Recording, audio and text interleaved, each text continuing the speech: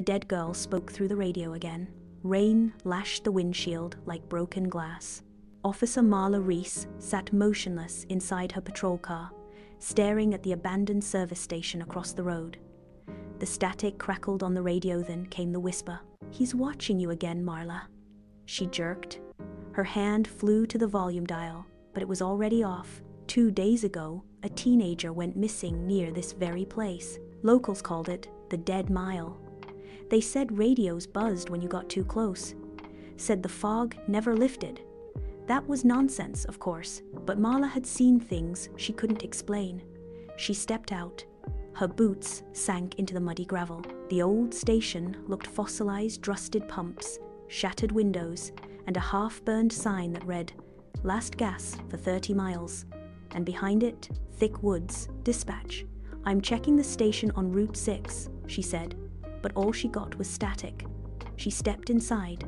The place stank of mold and burnt oil. Dust floated like ghosts in the flashlight beam. And then, a radio on the counter flickered to life. No power, no batteries, yet it buzzed. "He's in the walls," the voice whispered. "You let him in." She spun around, light slicing through the darkness. Nobody there, only the smell of wet earth and something metallic. Upstairs, floorboards groaned like something crawling beneath them. Her flashlight flickered once, then twice, and then held. She pushed open the backroom door. There was a mirror covered in black cloth, and a note on the frame in red ink. "Don't look, it remembers." The static wasn't just noise anymore. It had become a language. Maya sat on the floor of her living room, the television, a ghostly glow against her pale face. The station was long dead, yet the screen hissed with artificial life, an electric breath, pulsing as though it recognized her presence. "Help me," the voice again, faint, whispered through the static, like it was hiding from something. Maya pressed record on her old tape deck, the reels spinning as she tried to capture the anomaly. She didn't sleep that night. The next morning, she played the tape. At first, only the hiss, then the voice. "Maya, why did you leave me there?" Her spine stiffened. That voice, it was her sister's. Elena, who had disappeared 10 years ago without a trace. Maya stumbled back from the recorder, her breath caught in her throat. "No," she whispered. "That's impossible." But the voice repeated, "Why did you leave me there?" She played it again, and again. The words never changed, but something else did. Behind her sister's voice, another tone emerged. Deep, guttural, like a growl beneath the whisper. Maya took the tape to Professor Kellen, her former communications theory professor who dabbled in EVP and psychophonetics. He was a skeptic, mostly, but when he heard the tape, his face drained of color. "This isn't a residual echo," he said quietly. "It's a conversation, an intelligent haunt. Someone, something is using your sister's voice." "What does that mean?" Maya asked. Kellen shut the recorder off. "It means you've invited something in. Something that knows your guilt." The hauntings escalated. Not in overt ways, no flying objects, no slamming doors, but in subtle, suffocating terror. Messages etched into the condensation on her bathroom mirror. "You let me drown." Children's laughter in her empty kitchen. Her bedroom clock always froze at 2:37 a.m., the exact time of Elena's disappearance, and the static grew clearer. Not just voices now, images. A flicker of a hand pressed against glass. A silhouette dragging something heavy. A girl standing in a hallway of darkness, her eyes glowing faintly white orbs of blame. Desperate, Maya dug out the old camcorder they used as kids. She replayed their last home video. Elena was smiling, then static, then nothing. But when Maya paused the tape, frame by frame, there it was. A shape in the background. A man, blurred and hunched, standing at the edge of the woods behind their house. She never remembered him being there. She returned to their childhood home. It had been abandoned since the disappearance. The forest behind the house was overgrown, wild, like it was reclaiming what it had once hidden. The static followed her. Her phone, turned off, hissed in her pocket.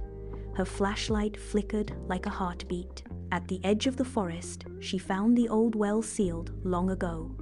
Her mother said it was dangerous, that it had swallowed things. Maya lifted the cover. Cold air exhaled from the depths. Then the voice, "You forgot me." She climbed down with only the flashlight between her teeth and a recorder strapped to her chest.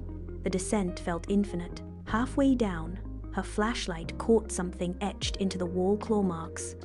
Scratches, names, and, at the bottom, a room. A carved-out chamber of stone and soil. Old toys, a rotting mattress, faint whispers. Maya trembled. A video cassette lay on the ground, labeled, "Watch Me." She climbed back up with shaking limbs. Back home, she inserted the tape into her old player. At first, static. Then Elena, alive, crying, talking to someone behind the camera. "Please let me go. I won't tell," a man's voice replied. "She won't come for you. She's forgotten." The camera panned slightly. The face was visible now. Their uncle, the one who moved away shortly after Elena vanished. She took the tape to the police. They arrested him that night. Elena's remains were found in the old well. Weeks passed. The house was quiet. No voices, no static. Until one night, her television turned on by itself. A flicker, her own face on the screen. "Why didn't you save me sooner?" The image of herself on the screen didn't blink, didn't breathe. It just stared, accusing, hollow. Maya unplugged the television. The screen stayed on. You waited too long. Her knees buckled. Crawling backwards, she reached for her phone.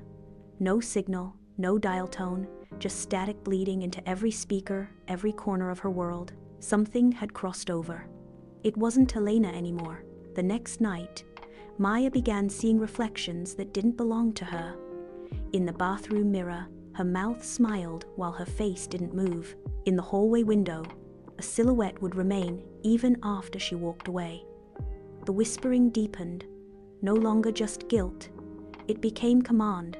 Go back, finish it. She knew what it meant. She returned to the well one last time, this time with a sledgehammer, a gasoline can, and a match. The air around the well pulsed.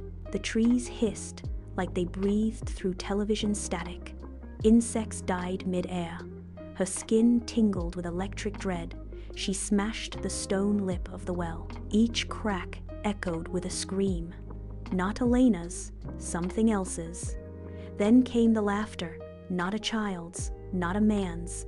Something wrong, something layered. You think fire will silence memory? She lit the match. The well exploded in soundless fury. But not fire, light. A column of blinding static light shot from the mouth of the earth, and from within emerged shapes. Shadows of other children, others who had been forgotten, their stories unspoken, their ends unacknowledged. And in the center, Elena, half her face gone, but her eyes were kind. Now they'll know. The light collapsed into silence. Maya collapsed too. Weeks later, investigators found Maya unconscious beside the ruins of the well. The ground had caved in, revealing a hidden chamber with remains, artifacts, and hundreds of old cassette tapes labeled with names. The news called it the Forest of Forgotten Voices. Maya never spoke again. She checked herself into a psychiatric facility and lived in silence. She refused all visitors, except one, a little girl who only she could see, a girl who hummed lullabies in static tones. Epilogue, the final voice memo on Maya's phone, time-stamped the night of the fire, was recovered. They speak through the static. They remember everything. We are haunted not by ghosts, but by silence. And when they played the memo, it didn't end. It kept recording. Whispers filled the room. The lights flickered, and someone else began breathing into the mic.